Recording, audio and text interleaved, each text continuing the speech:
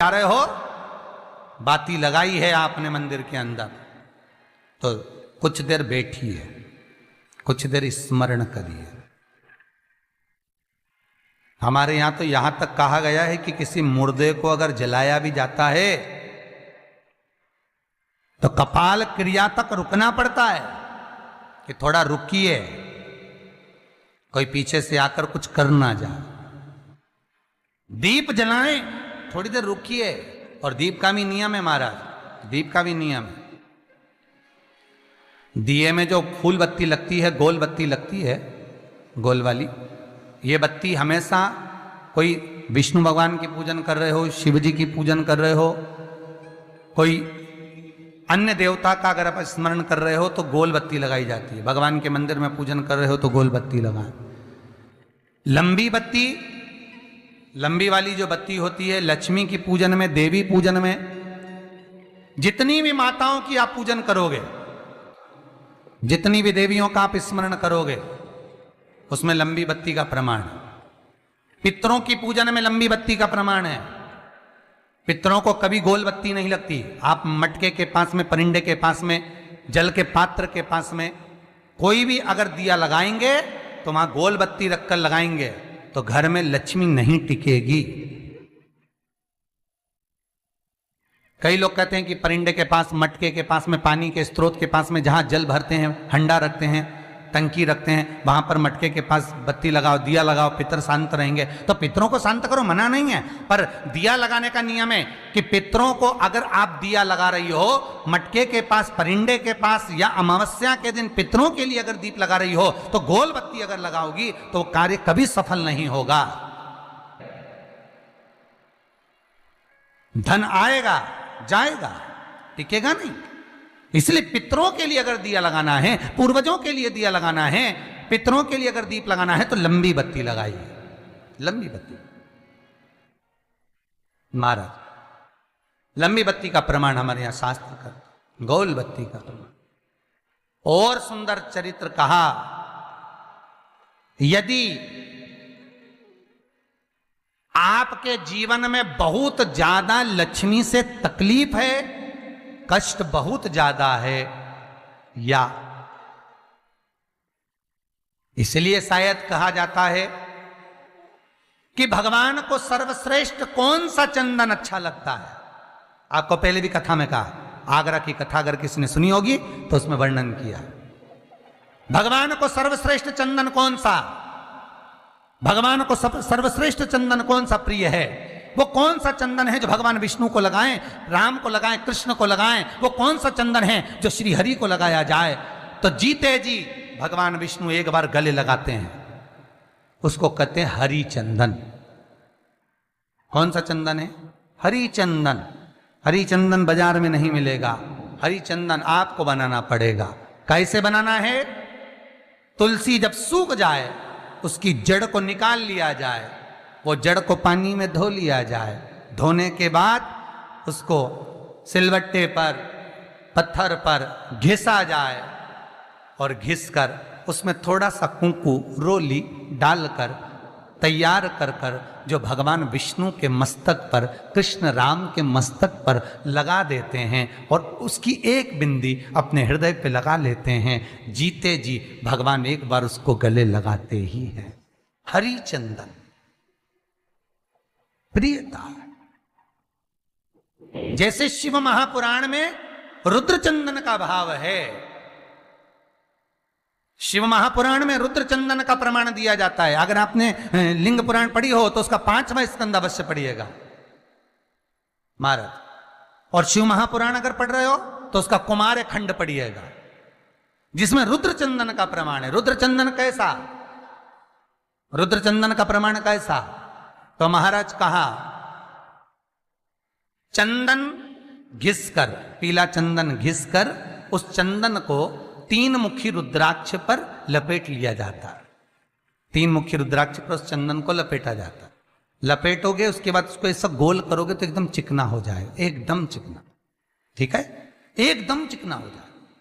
और उस चंदन को आप शिवरात्रि के दिन, और कोई से भी महीने की शिवरात्रि, किसी भी महीने की हो, सब फलदायी होती है।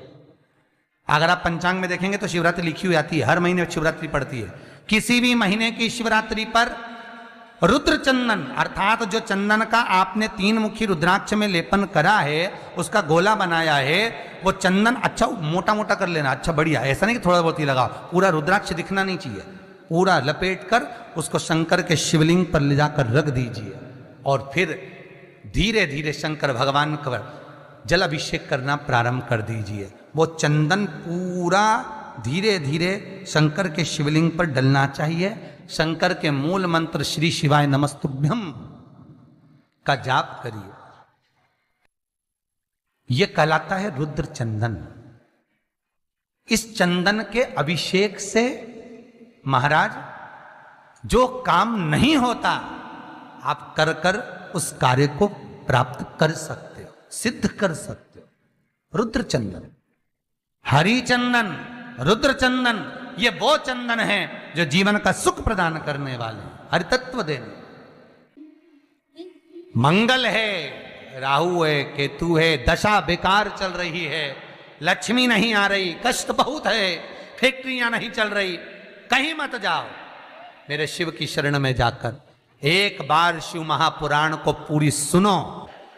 शास्त्र के हटकर कुछ नहीं बोलेंगे, जो शास्त्र सम्मत है, स्कंद पुराण में, विष्णु पुराण में, नर्मदा पुराण में, लिंग पुराण में, शिव महापुराण में, भविष्य पुराण में जितनी जितनी बातें लिखी होती है उसको छाट छाट कर लेकर आते हैं, आपको बता देते हैं कि आप ये कर लो, उससे फायदा मिल जाएगा। कोई ज्योतिषी नहीं, कोई कुछ नहीं, बस केवल भजन करो, शंकर का अनुमोदन करो और विश्वास रखो शंकर पर, तो किसी को 1 रुपया देने की जरूरत नहीं पड़ेगी। भजन करो, विश्वास शंकर पर रखना, जन्म मरण और परण वो देगा, सुख वो देगा, समृद्धि वो देगा। जिसके घर में बहु रिद्धि सिद्धि हो, जिसके घर में अमोद और प्रमोद पोते हो, जिसके घर में शुभ और लाभ दरवाजे पर बेटे बनकर विराजमान होते हो, जिसके घर में स्वयं अखंड सौभाग्य देने वाली पार्वती हो, जिसके घर में लक्ष्मी देने वाली लक्ष्मी बेलपत्र के पेड़ के नीचे झाड़ू लगाती हो, जो स्वयं सरस्वती को स्वर प्रदान करता है, वो शंकर है। जब सब कुछ उसके पास में है, कुबेर का खजाना वो चोर को दे देता है, जब सर्वस्वता उसके पास है, तो आप इधर उधर डोलते क्यों हो? क्यों डोलो? उस पर विश्वास रखो। वो शंभु, वो शंकर, वो त्रिकालदर्शी, वो कैलाशी, वो अविनाशी सुख देगा, आनंद देगा। पाने का तरीका केवल उसको रिझाओ। जो मंदिर आपसे दूर हो, जिस मंदिर में कोई नहीं जाता, जिस मंदिर में कोई दिया तक नहीं लगाता, उस मंदिर में तुम जाओ और उस मंदिर में एक दिन जाकर प्रकाश कर कर आना, एक बार दिया जला कर आना, मंदिर की सफाई करिए आना, शंकर जी पे जल चढ़ाकर उनको स्नान कराकर कोई पत्ती पेड़ पौधे की पास में हो तोड़ के चढ़ाए आना। 2-4 बार कर कर देखना कितना शांति, कितना धीरज, कितना आनंद, कितनी समृद्धि, कितनी लक्ष्मी मिलती है। तुम करोगे तुम्हारा पेट भराएगा, हम करेंगे हमारा पेट भराएगा। स्वयं करिए। ओ ब्रह्मलोक के देवता ब्रह्मा हैं, बैकुंठ के देवता भगवान विष्णु हैं, और मृत्यु लोक का अगर कोई देव है तो वो महादेव है, केवल शंकर, केवल शिव, मृत्यु लोक का देव। अभी एक विचार करो, तुम्हारे घर में अगर थोड़ी सी तकलीफ आई तो सबसे पहले अमेरिका में लड़का रह रहा वो आएगा क्या? पूना में बच्चे रह रहे हैं वो आएंगे क्या? इंदौर में बेटी रह रही वो आएगी क्या? उज्जैन में कोई रह रहा है वो आएगा क्या? सबसे पहले वो आएगा जो तुम्हारे घर के पास होगा या घर के करीब में होगा, बिल्कुल लगा हुआ होगा या घर में होगा। अब आप कहां रहते हो? जितने लोग कथा सुन रहे हैं सही बताना, कहां रहते हो? पृथ्वी पर मृत्यु लोक में रहते हो। और पुकार किसको रहे हो? ब्रह्मलोक में। पुकार किसको रहे हो? बैकुंठ लोक में। पुकार किसको रहे हो? इंद्रलोक में। और जो घर के घर में रह रहा है जो तुम्हारे पास में रह रहा है, जो मृत्यु लोक में रह रहा है, उसको तो बुला ही नहीं रहा। कई लोग कहते हैं मृत्यु लोक। कई लोगों की आदत है, पड़ोसन को तो खूब चाय पिलाएंगे, पड़ोसन की काकी के तो खूब पांव पड़ेंगे, पड़ोसन को तो चाय भी पिलाएंगे ना, इतना घूंघट रही ना, धोख भी लगाएंगे, पड़ोसन को तो खूब प्रणाम करे, पड़ोसन को तो खूब नमन करे। पड़ोस की काकी के ने मोह पशुपति व्रत करया, बहुत बढ़िया, रख लो रख लो।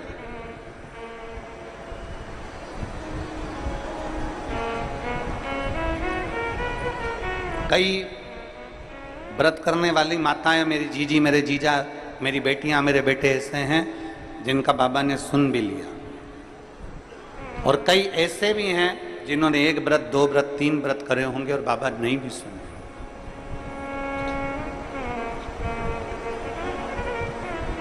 पर निवेदन है, थोड़ा रुकना, नहीं सुन रहा ना बाबा, थोड़ा रुकना, 2-3 महीना रुकना, 2 महीना रुकना, 1.5 महीना रुकना, 15 दिन रुकना, फिर एक बार विश्वास के साथ, फिर एक भरोसे के साथ टीवी पर शिव महापुराण की कथा सुनना, मोबाइल पर कथा सुनना, यदि पंडाल में मिल जाए तो पंडाल में सुनना, और उस दिन से फिर नियम बना लेना कि बस मैंने कथा सुन ली है, अब मैं विश्वास रखकर 5 व्रत मेरे पशुपति नाथ के फिर करूंगी, और मेरा भरोसा कहता है मेरा शंकर मेरी झोली खुशियों से भरेगा। फिर विश्वास।